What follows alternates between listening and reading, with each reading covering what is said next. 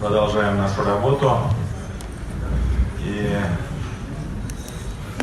я думаю, сейчас к нам и Диана Василова присоединится. Мы продолжим работу нашего единого информационного центра. Мы освещаем ход выборов депутатов Государственного совета Республики Татарстан 6-го созыва. И у нас в гостях политолог Марат Фаатович Баширов. Марат Фаатович. Марат Фаатович, я знаю, что вы также смогли оценить, как в Татарстане организован избирательный процесс, побывать на участках непосредственно, пообщаться с рядовыми гражданами, с членами избирательных комиссий. Какие впечатления, какова атмосфера, на ваш взгляд, человека, у которого на самом деле, повторюсь, свежий взгляд, то есть первый раз на выборах именно, которые проходят в нашей республике? Добрый день, уважаемые коллеги. На самом деле сегодня с группой коллег, экспертов из Москвы, в частности Сергеем Марковым, которого вы здесь уже видели, проехались по избирательным участкам. Мы целенаправленно поехали в разные места, чтобы посмотреть и потом сопоставить свое мнение. И я в первой части расскажу свои впечатления о том, как организованы выборы в Государственный совет Республики Татарстан. Эта республика мне, кстати сказать, не чуждая. У меня родители отсюда, из Чистопольского района. У меня здесь, по-русски, в общем, бабушка и дедушка, Баба и Эдли, они, в общем, похоронены в этой родной деревне моих родителей. Но я, на самом деле, первый раз наблюдаю за тем, как происходят здесь выборы, потому что родился в Ижевске. Первое, на что на себя, конечно, обращает внимание, это спокойная обстановка. У меня разрывается телефон, мы, в общем, комментируем выборы по разным регионам, поэтому у меня картинка есть от Сахалина и до южных областей России. И здесь, конечно, очень высокая организация, во-первых. Во-вторых, совершенно другое отношение избирателей, иначе скажу почему.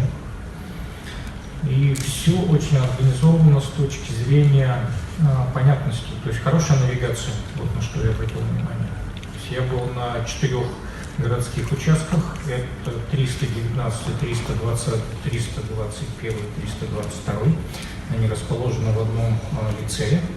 И мы съездили специально в один участок, это в 40, по-моему, километрах от Казани Большие Кабаны. То есть там совсем маленький участок, это 900 избирателей. Лаишевский район. Наверное, да. Вот. И в отличие от того, вот те, в общем, 4 участка, да, в общем, большие, там, уже на подходе видно, что это вход, очень избирательный участок. Мы, кстати, специально зашли с заднего двора, очень, потому что избиратели могут заходить из центрального входа и из заднего. Мне было интересно, как организован проход для тех людей, которые живут за этим лицеем. Открыт доступ, то есть не надо обходить далеко, не надо идти вот эти, в общем, 700 метров, что часто там некоторых людей останавливают. И тут маленький участок, точно так же все очень просто, там, с точки зрения очень подхода. Там, в общем, все проще. Там даже улицы просто написаны без номеров домов. То есть там просто написаны номера улиц этого населенного пункта. Но точно такая же навигация, точно такая же электронная, разрешенная избирательным законодательством, вот эти, в общем, плакаты.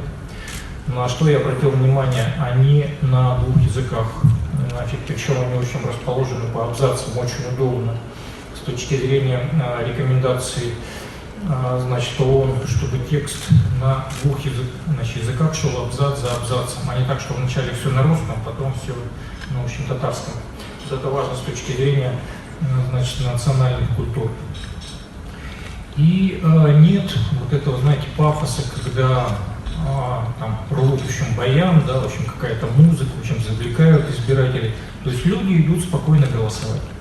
Единственное, что, наверное, власти республики сделали, это обеспечили хорошую погоду, но, с другой стороны, мы с вами знаем, кто часто наблюдает за выборами, что это иногда работает в минус. Но явка все-таки сопоставима с той явкой, которая Государственную Думу России. Она ожидаемо чуть ниже, чем выборы президента. Но, тем не менее, по тем данным, которые я вижу, по России явка в Республике Татарстан достаточная для того, чтобы признать эти выборы абсолютно легитимными.